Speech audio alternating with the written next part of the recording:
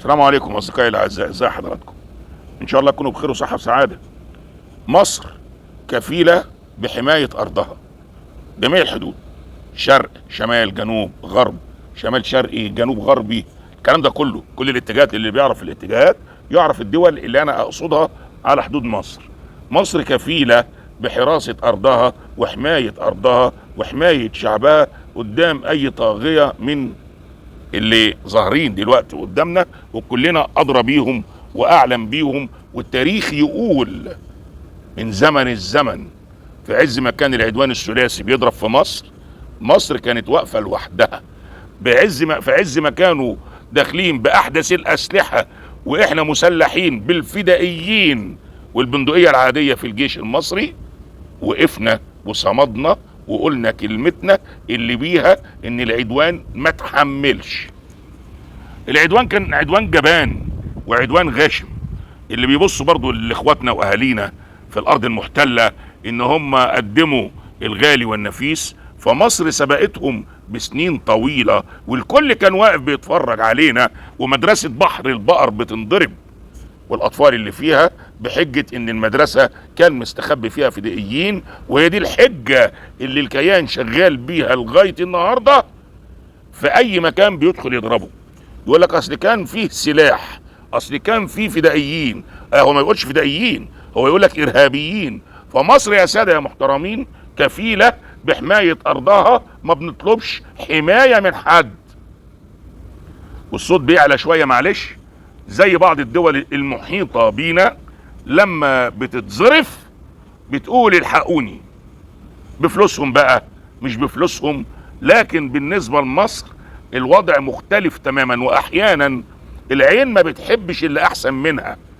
ازاي مصر اقل مننا اقتصاديا او اقل مننا ماديا او ديونها كتيرة، ولكن شعبيتها عالميا احسن مننا؟ ففي عيون كتير قوي ما بتحبش اللي احسن منها، ولذلك تلاقي اللي بيتآمر عليك وممكن يدفع دم قلبه في سبيل اسقاطك.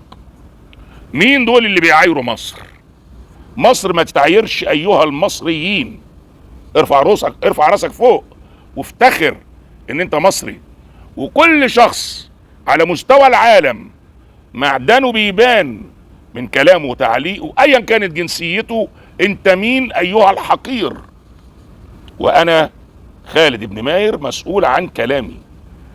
انت مين ايها الحقير ايا كانت جنسيتك عشان تعاير بلد بعراقة وتاريخ مصر، بلد بشعبها اللي غزا العالم كله وبنى العالم كله على اكتافه؟ مصر الشهامة، مصر الرجولة، مصر الإنسانية، مصر المضيافة، مصر بلد القرآن، مصر بلد المفكرين والعلماء، مصر بلد العسكريين، مصر بلد الأمن والأمان على مستوى العالم. كل دولة حصل فيها غزو كان شعبها بيهرب ويجي مصر. وقلت الكلام ده قبل كده، لما حصل غزو للكويت من العراق أهل الكويت جم مصر. لما حصل حرب في العراق وإيران أهل العراق جم مصر. ولغاية النهاردة بقول للشعب العراقي انتم فوق دماغنا، والله يرحم صدام حسين، الله يرحمه ويحسن إليه ويجعل الفردوس الأعلى من الجنة مسكن ليه. كان عامل حساب للمصري على أرض العراق وقال اللي يهين مصري كأنه أهني أنا شخصيا، الله يرحمه. بخلاف بعض الدول دلوقتي اللي بتعتمد على الكفيل، اللي بيستقدم العمالة المصرية ويبدأ يشتغل معاهم ويوجه لهم السباب والمذلة، لان انت اصلا انسان جعان ايا كانت جنسيتك. اللي تهين انسان زيك انت انسان جعان، وزي ما بنقول شبعة بعد جوع. المصري اللي ساب اهله وجه يشتغل عندك نظير راتب معين اكرم منك، لان بيقدم لك الشغل الاول لمدة 30 يوم عشان يحصل على مرتبه في الاخر ايا كانت عملة البلد. عشان توجه له اي سباب او اي مذلة فثق تماما لو ايد القانون ما طولتلكش وما وصلتلكش فربنا عينه ساهرة على مدار الساعة، مش هيسيب حق اللي انت بتحاول تذله وبتستغل فرصة ان اصبح بينه وبين اهله الاف الكيلومترات. المصري ده هو اللي بنى العالم كله، من طائفة معمار، مهندسين، حرفيين، وكل طائفة المعمار، يعني سباكة، نقاشة، نجار مسلح، حداد مسلح، محارة، كل ما، بلاط، إشاني. أنا مش عايز أنسى أي مهنة. إحنا اللي علمنا العالم دي كلها إزاي يعملوا الحاجة. إحنا اللي علمناهم الحسابات في البنوك وأرصدة البنوك وشغل البنوك يبقى عامل إزاي والبورصات. إحنا اللي علمناهم الطب وصدرنا لهم الأطباء يشتغلوا معاهم ويدووهم، لأن هم أهلنا ولحمنا برضو. إحنا عمرنا ما ننكر معروف. الفرد المصري الوحيد اللي عمره ما ينكر معروف ولا عمره ينكر جميل، ودايما مضياف في بلده، مضياف وبره في اي بلد هو مضياف لابن البلد اللي هناك. لو راح سكنه وخبط عليه بيفتح له الباب على مصراعيه، يقول له اهلا وسهلا اتفضل، واحلى حاجه عنده بيعملها له حتى لو كان بخلان يعملها لنفسه. ارفع راسك فوق، انت مصري ابن مصري. ما تخليش اي بني ادم حقير جعان يهينك او يحاول يهينك.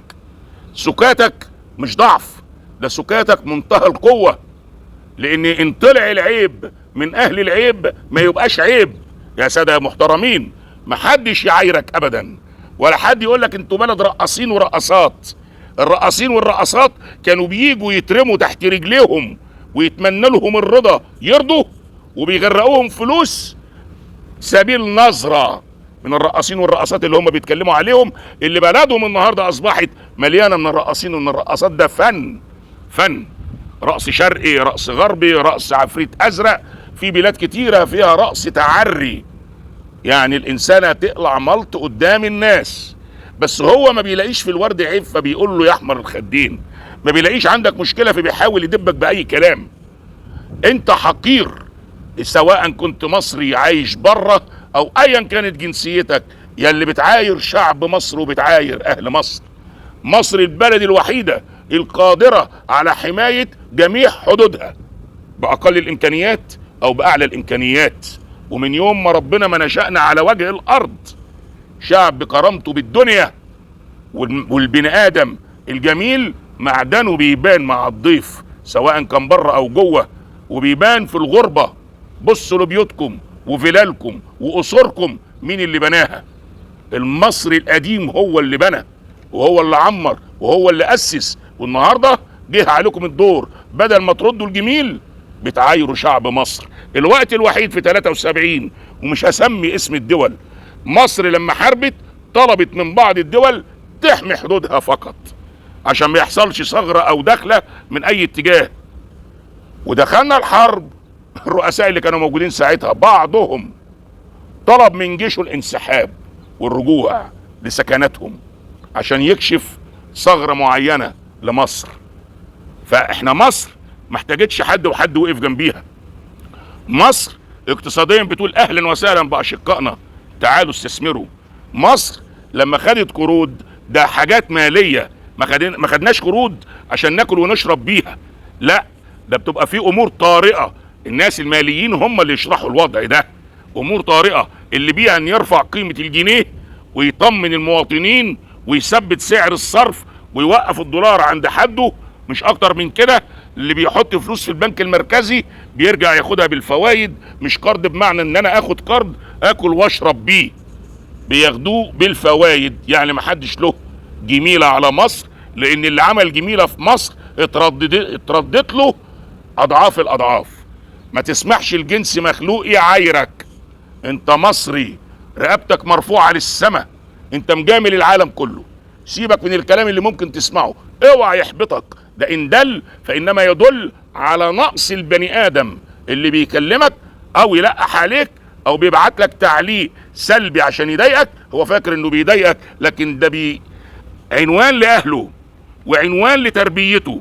واحنا مش هننزل لمستواه الحقير ونرد عليه، بالعكس احنا رقبتنا مرفوعة للسماء. فما نردش على الناس السفلة، لكن نقدر نوجه لهم كلام نخليهم يشخوا على نفسهم وهم واقفين في وسط الناس وعاملين بني ادمين، بدل ما تتفسوا دماغكم في الرمل وفي التراب. لو انتوا عندكم من الشجاعة الادبية وواجهوا حكامكم، ما تلقحوش على مصر. مصر طول عمرها كانت وما زالت وستظل ام الدنيا، رغم انف اي حاقد، ورغم انف اي مذل، ورغم انف اي سافل فيكم. مصر ما تتعايرش يا ساده يا محترمين. مصر بلد الكرم، بلد الضيافه، مصر مضيافه، ومصر بجيشها القوي، وجيشها نابع عن شعبها وابنائها، مش مرتزقه. ما بنجيبش ناس من بره بالفلوس تحمينا. مصر قادره على حمايه كل حدودها، وفي نفس الوقت قادره على الوقوف مع اي دوله بدون مساعده من اي حد. ولما بتطلب مساعده العرب كانت فاكره ان الكل ممكن في وقت من الاوقات يحط ايده في ايد بعض عشان يبقى في الاتحاد قوه. لكن للاسف حكام مصر ادوكم بدل الفرصه مليون فرصه عشان تتحدوا، بس هيجي عليكم اليوم اللي تحسوا فيه بالمذله. تحيا مصر، تحيا مصر، تحيا مصر. سلام عليكم.